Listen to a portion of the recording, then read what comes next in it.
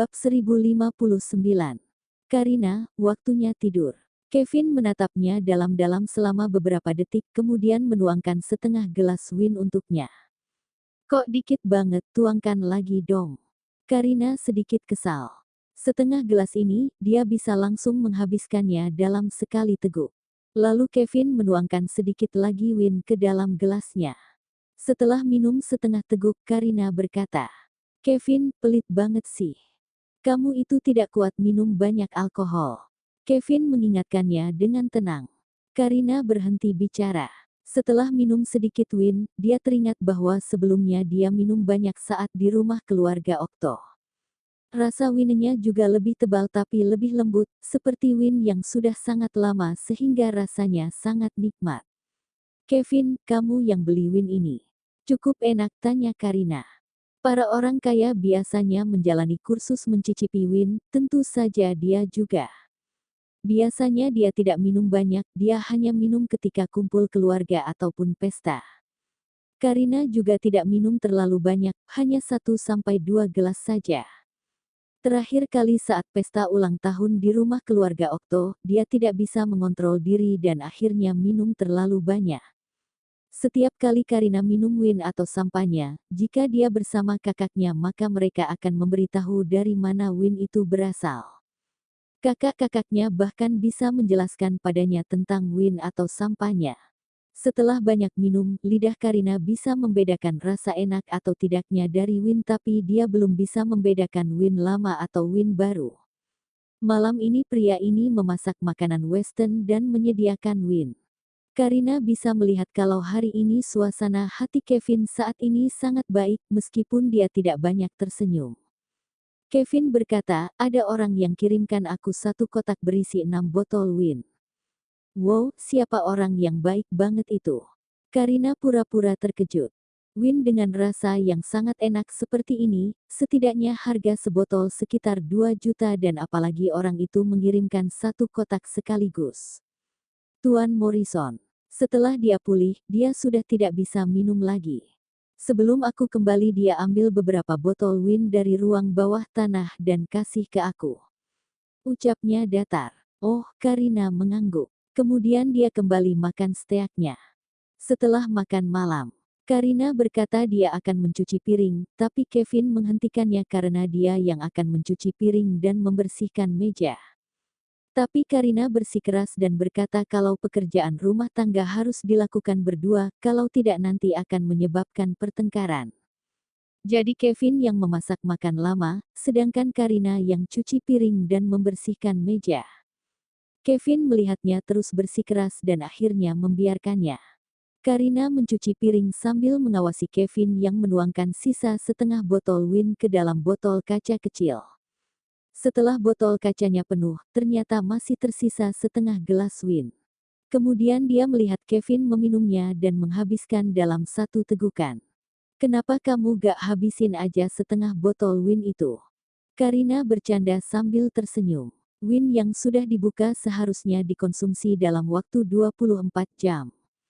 Tentu saja sebenarnya bisa disimpan selama seminggu, tapi jika terlalu lama aroma winenya akan menghilang, rasanya juga menjadi kurang enak. Kevin mengisi botol kaca kecil dengan wine, menghindari wine itu terkena udara dari botol aslinya. Lalu dia memasukkannya ke dalam kulkas, mengatur suhu lemari es yang sesuai supaya rasanya tidak memudar. Kevin meliriknya dan berkata, "Aku khawatir kalau aku habisin semuanya, aku jadi semakin berani dan akan melakukan sesuatu yang kejam padamu." Karina, dia menggigit bibirnya dan berkata, "Kevin mulai sekarang kalau ngomong lebih sopan, oke?" Kevin terdiam sejenak lalu berkata dengan serius, "Aku tidak bisa minum lagi. Kalau tidak aku takut alkohol akan buat aku jadi berani. Aku tidak bisa mengendalikan diriku untuk melakukan sesuatu padamu. Kayak gini." "Memangnya ada yang berbeda?" Karina tertawa. "Cepat pergi dari sini, sebelum aku marah padamu." "Oke." Kevin berbalik dan keluar dari dapur. Karina mencuci piring dan tiba-tiba memikirkan sesuatu. Sepertinya dia harus beli mesin pencuci piring sehingga ke depannya tidak perlu cuci piring. Meski memakai sarung tangan karet supaya tangannya tidak terluka, tapi tetap saja merepotkan. Dulu dia tinggal sendiri dan terbiasa membeli makanan dari luar. Sesekali Karina masak sarapannya sendiri atau snack larut malam dan hanya memakai 2 atau 3 piring, sehingga tidak pernah berpikir untuk beli mesin cuci piring. Kemudian ketika Kevin tinggal di sini, dia bahkan tidak pernah berpikir untuk beli mesin cuci piring. Karina merasa bodoh ketika teringat bahwa dia sudah mencuci piring sendiri selama lebih dari 3 bulan dan ketika Kevin pergi ke Inggris. Setelah merapikan dapur, Karina berencana untuk mencuci buah. Dia membuka kulkas dan melihat sebotol kaca berisi wine. Dia teringat rasa wine yang lembut dan halus, entah kenapa dia tidak bisa mengalihkan pandangannya. Dia menoleh ke arah pintu dapur dan berpikir dalam hati, minum sedikit ah. Karina seperti anak kecil yang mencuri permen dan begitu meminumnya, dia tidak bisa berhenti. Kevin duduk di sofa ruang tamu selama beberapa saat, lalu dia menyadari Karina berada terlalu lama di dapur jadi dia pergi ke dapur untuk memeriksa. Kemudian Kevin melihat seorang wanita mabuk sedang minum wine. Karina sangat terkejut sehingga dia melepaskan botol yang ada di tangannya, botol itu langsung pecah di lantai. Karina seperti tertangkap basah melakukan sesuatu yang buruk. Dia tertegun selama beberapa detik dan setelah sadar dia langsung menjelaskan. Itu aku cuma mau memindahkan aja kok, ini salahmu. Kalau kamu gak mengagetkan aku tidak akan jatuhkan wine-nya. Kevin mengangkat alisnya, kenapa dirinya yang disalahkan? Dia berkata, maaf ya, ini salahku. Di internet ada informasi yang mengatakan kalau sedang bertengkar, semua yang dikatakan istri atau pacar itu benar. Jadi lebih baik Kevin mengakui kesalahan dan meminta maaf supaya berhenti bertengkar. Karina merasa sangat malu ketika mendengar permintaan maafnya. Ini membuatnya seperti tidak masuk akal. Dia berpura-pura hati dan melambaikan tangan. Sudahlah gak apa-apa, tapi kedepannya jangan tiba-tiba muncul dan mengagetkanku. Oke, Kevin menghindari pecahan botol kaca dan berjalan ke arahnya, jangan gerak. Hati-hati jangan sampai injak pecahan kaca, supaya kamu jangan terluka. Setelah mengatakan itu Kevin menggendong Karina di punggungnya lalu berjalan keluar, supaya tidak terkena pecahan kaca. Dia berkata, Karina keluarlah, aku akan bersihkan dapur. Oke, oke, Karina yang berusaha menyelesaikan kalimatnya bersendawa. Dia langsung berlari keluar dapur karena takut ketahuan meminum wine. Kevin menatapnya sambil tersenyum dan tatapan kasih sayang melintas di matanya. Ketika Karina sudah tidak terlihat lagi, dia berbalik untuk membersihkan dapur. Setelah Karina meninggalkan dapur, dia berlari ke kamar untuk gosok gigi, mencoba menghilangkan bau wine di mulutnya. Selesai menyikat gigi, dia melihat ke cermin dan menyadari kalau pipinya sedikit merah. Kemudian dia mencuci wajahnya dengan air dingin, keluar dari kamar. Karina tidak melihat Kevin di ruang tamu dan bertanya-tanya apakah Kevin belum selesai membersihkan lantai dapur. Dia berjalan menuju dapur dengan ragu. Dia melihat Kevin berdiri seperti sedang memasak sesuatu. Karena teringat barusan dia juga terkejut oleh suara yang mengagetkan. Jadi Karina memutuskan untuk balas dendam. Dengan perlahan dia melepas sandalnya, mendekatinya dan berhenti di belakangnya. Dia menarik napas dalam-dalam dan memeluk pinggang Kevin lalu berteriak, "Hayo lagi ngapain?" Aku buatkan kamu semangkuk sup mabuk. Kevin melirik dan menjelaskan dengan tenang. Kok gak kaget sih? Gumamnya kesal. Kevin berpikir sejenak lalu berkata, aku lihat bayanganmu di pisau, jadi aku tidak perlu bereaksi berlebihan. Sebelum Karina masuk ke dapur, Kevin sudah memperhatikannya. Dan melalui pisau yang seperti cermin, dia bisa melihat Karina berjalan ke arahnya, terlihat lucu dan imut. Karina merasa bosan karena reaksinya yang tidak menarik. Kenapa buat sup mabuk? Aku kan cuma minum 2 gelas wine saat makan malam, jadi aku tidak mabuk. Katanya, kamu yakin cuma minum 2 teguk? Kevin menoleh dan menatap gadis itu. Tidak, Aku kan sudah bilang tadi mau memindahkan botol wine. Kamu tiba-tiba mengagetin aku, makanya botolnya pecah. Aku tidak minum setengahnya kok, Karina menggerutu. Kevin bertanya dengan tenang, terus kamu minum berapa teguk? Tahu Karina menjawab tanpa berpikir, lalu berkata lagi. Aku udah bilang kalau tidak curi wine kamu, sebenarnya dia tidak terlalu ingat. Setelah minum dan memasang tutup botolnya, dia masih menginginkan wine itu sehingga membuka tutupnya dan minum beberapa teguk. Karina menutup botol itu lagi. Lalu, aku gak bilang gitu kok. Kevin terkekeh. Aku tidak bilang kalau kamu curi winku, tapi kamu yang bilang sendiri. Karina sangat marah. Karena tidak mau tertangkap basah, dia melepaskan pelukan di pinggang Kevin dan berkata dengan marah. Aku cuma minum wine beberapa teguk aja, kamu galak banget. Lihat saja, besok aku akan beliin kamu sebotol. Kevin mengulurkan tangan dan meraih pergelangan tangannya untuk menenangkan. Dia terlihat serius. Minum beberapa teguk winku gak apa-apa kok. Aku khawatir nanti kamu mabuk dan menggodaku lagi. Bodoh amat deh. Aku tidak peduli. Karina merasa malu sangat mengingat apa yang terjadi saat pesta ulang tahun sebelumnya. Kamu sudah sikat gigi. Kevin sedikit terkejut. Ya, aku agak ngantuk setelah minum wine dan mau tidur. Karina mengangguk dengan serius. Dia tidak ingin memberitahu Kevin kalau dia tidak ingin tertangkap basah mencuri karena bau wine di mulutnya. Tapi ternyata Kevin masih mengetahuinya. Kevin berkata, tunggu dulu, kamu minum sup mabuk, kalau tidak bentar lagi kamu mabuk. Aku khawatir tidak bisa kendalikan kamu. Oke, jawab Karina dengan patuh. Dia juga takut cukup mabuk dan memuntahkan wine. Sini, Kevin dengan lembut menarik tangannya. Kemudian Karina berjalan dengan patuh ke sampingnya. Aku mau cium kamu. Setelah itu Kevin menarik Karina ke dalam pelukannya, menundukkan kepala dan mencium bibir. Karina memalingkan wajahnya, tapi pria itu tetap menciumnya.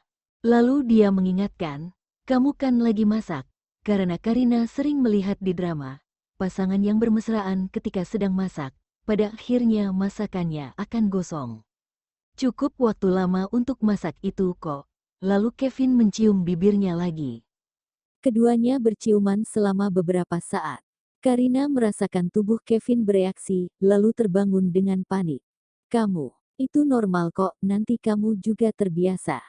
Kevin menarik napas dalam-dalam, berusaha mengendalikan diri. Lalu dengan tenang berbalik untuk mematikan kompor. Aku tunggu di luar. Karina yang tersipu menundukkan kepala, berbalik dan meninggalkan dapur. Kevin membagi sup mabuk itu menjadi 2 mangkuk, lalu meminumnya dan kemudian membawakan sisanya ke Karina. Karina yang sedang duduk di sofa, berpura-pura seperti tidak ada yang terjadi dan menunggu Kevin membawakan sup untuknya. Setelah mencicipinya sebentar, dia tidak tahu apa bahan yang digunakan Kevin karena sup mabuk ini saja rasanya sangat lezat. Enak banget, kamu mau hadiah apa? Kalau kamu mau kasih aku hadiah apa? Tanya Kevin. Karina berkata, kalau tidak berlebihan apa aja boleh. Kevin tersenyum tipis dan tidak berbicara. Sembari menunggu dia minum sup mabuk, Kevin membawa mangkuk ke dapur untuk mencucinya. Kembali di ruang tamu. Karina berbicara sambil memainkan tabletnya. Kevin, apakah aku boleh beli mesin cuci piring? Kalau kamu mau boleh kok. Kata Kevin acuh tak acuh. Kalau beli mesin cuci piring, jadi tidak perlu cuci piring sendiri lagi. Kata Karina. Ya sudah, beli saja. Mau beli yang kayak gimana? Sini, lihatlah. Karina melambaikan tangan dan meminta Kevin duduk di sebelahnya. Kevin melirik ke layar tablet, menunjuk ke mesin cuci piring yang paling mahal. Ini bagus. Kamu tuh asal menunjuk. Karina memarahinya sambil tersenyum. Yang ini ada lapisan kristal dan harganya puluhan juta, bagus kok, pasti berfungsi dengan baik. Kevin berpikir sejenak, apakah ada robot yang bisa bersihin dapur, supaya setelah makan malam kamu gak perlu lakukan pekerjaan rumah? Karina tertawa, robot. Ide yang bagus, kamu akan punya satu. Kal barang kayak gitu bukan keahlianku, kata Kevin. Keduanya membahas topik mesin cuci piring selama beberapa saat.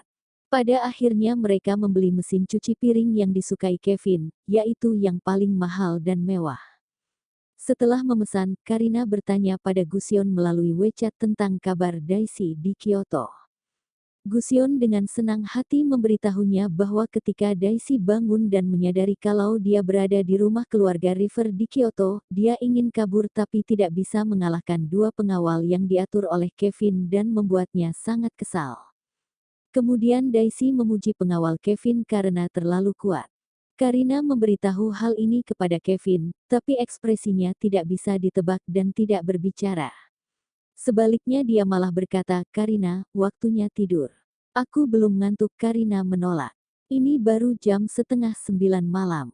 Memangnya dia harus tidur berapa jam? Tidur lebih awal itu baik untuk tubuhmu. Kalau begadang bikin cepat tua," kata Kevin lalu menggendongnya dan menuju kamar. Karina meronta dan berteriak, Kevin nyebelin. "Turunkan aku." Bab 1060. Postingan Kevin. Karina meronta dan berteriak, Kevin nyebelin. "Turunkan aku. Bukannya barusan kamu tanya hadiah apa yang aku inginkan?" Kevin bertanya. Karina mengira dia akan mengatakan sesuatu yang mengejutkan, tapi Kevin berkata, "Hadiah yang aku inginkan adalah tidur lebih awal." "Ini kan baru jam setengah 9, kata Karina. "Tidur jam setengah 9 malam. Sudah seperti orang tua saja." Kevin berkata dengan tenang, "Kita selesai mandi juga sudah jam setengah 10. Dulu kamu suruh aku tidur sebelum jam 11 dan aku punya sedikit kehidupan malam. Sekarang baru jam 8.30 dan kamu sudah suruh aku tidur. Ini bahkan belum malam." "Kevin, kok kamu nyebelin sih?" Bahkan hari ini Karina belum berinteraksi dengan para fansnya di Instagram. Kevin terdiam sejenak dan bertanya dengan suara yang dalam, "Kamu yakin mau kehidupan malam?" Karina.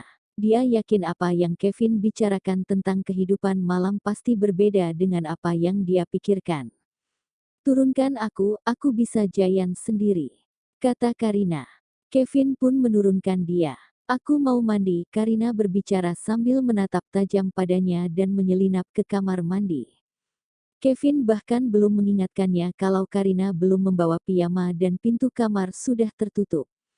Di dalam kamar mandi, Karina duduk di toilet dan membuka Instagram. Setelah 30 menit main Instagram, dia ingat ada beberapa masker wajah di kamar mandi. Biasanya dia akan memakainya ketika mandi, lalu mencuci muka. Jadi Karina pun memakai maskernya dan lanjut memainkan ponsel. Kevin kembali ke kamar dan ternyata Karina masih berada di kamar mandi. Dia mengetuk pintu kamar mandi, "Karina." "Apa?" Karina yang masih memakai masker menjawab. "Kamu udah mandi 40 menit, mandi terlalu lama itu tidak baik." Kevin mengingatkan. "Aku belum mandi, barusan perutku sakit dan sekarang lagi pakai masker." "Aku akan mandi setelah selesai pakai masker," jawabnya acuh tak acuh. Lagian itu terserah dia berapa lama akan menghabiskan waktu di kamar mandi. Karina baru selesai memakai masker pukul setengah 10, lalu setelah selesai mandi dia memakai skincare sebelum tidur.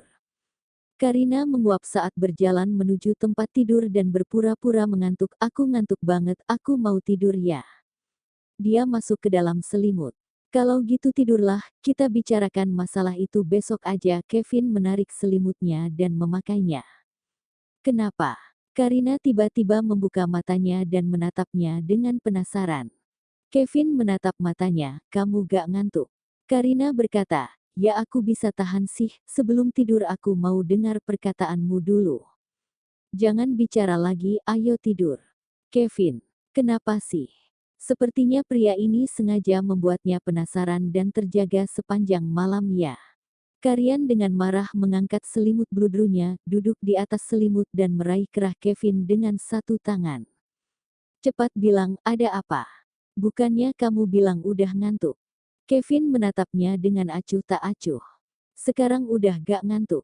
Karina mengedipkan matanya dan berkata, "Tuan Kevin yang terhormat, apakah kamu gak lihat mataku yang berbinar dan indah ini belum ngantuk?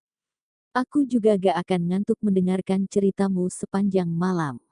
Kevin merasa dia terlihat imut dan lucu. Kamu beneran mau tahu? Iya, cepat deh. Kalau kamu gak cerita, aku akan minta seseorang seret kamu keluar dan pukul kamu, Karina mengancam. Aku mau tanya malam ini kamu mau pakai kondom jenis apa? Kevin mendongak memegang belakang leher Karina dan berbisik. Karina terkejut dan berkata, aduh.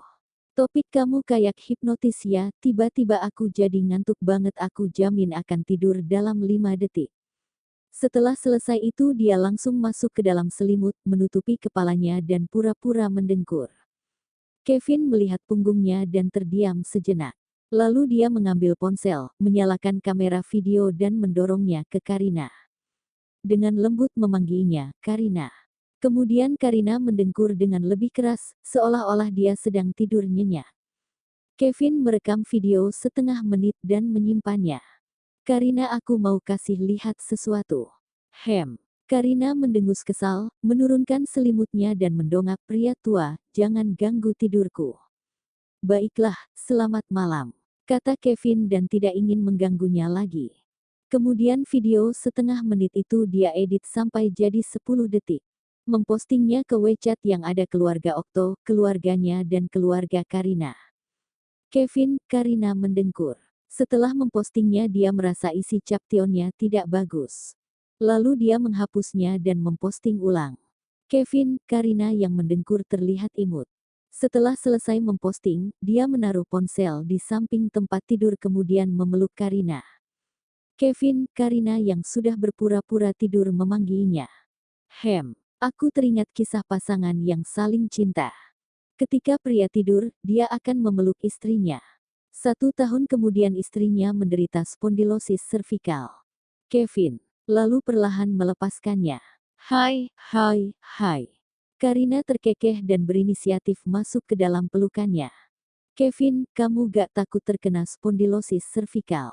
Hahaha, Karina terus tertawa, maksudku mereka kan suami istri dan sangat mencintai. Kita ini bukan pasangan suami istri, jadi tidak akan spondilosis servikal. Ekspresi Kevin berubah muram. Tidurlah, Karina yang merasa suasana hatinya baik tersenyum dan mengucapkan selamat malam. Keesokan harinya, ketika Karina bangun, dia tidak melihat Kevin di sebelahnya dan dia tahu kalau pria itu sudah bangun dan sedang membuat sarapan. Karina lanjut berbaring, berniat untuk membuka WeChat. Lalu dia melihat postingan close friend Kevin semalam dan komentar di bawahnya. Kevin dan dirinya punya banyak teman yang sama jadi dia bisa membaca komentar orang lain. Kina, kata petik terbalik imut itu terlihat banget kalau Kevin sengaja supaya Karina tidak marah. Tapi dia terlihat kaku banget deh. Teks plus video kayak gini, benar-benar lucu. Albert, hey komentar di atas aku udah paham kayak beginian dan penjelasanmu bagus banget. Masih pagi tapi aku udah tertawa terbahak-bahak. Suara dengkuran yang dipercepat ini sangat lucu, sepertinya Kevin sangat menyukainya sampai menyimpan videonya. Vito, Kevin sudah berubah, udah kita bubar aja. Ibu mertua, simpan video ini, supaya bisa kamu lihat lagi kalau sedang sedih. Sudah sangat lama aku belum pernah lihat sisi lucu Karina.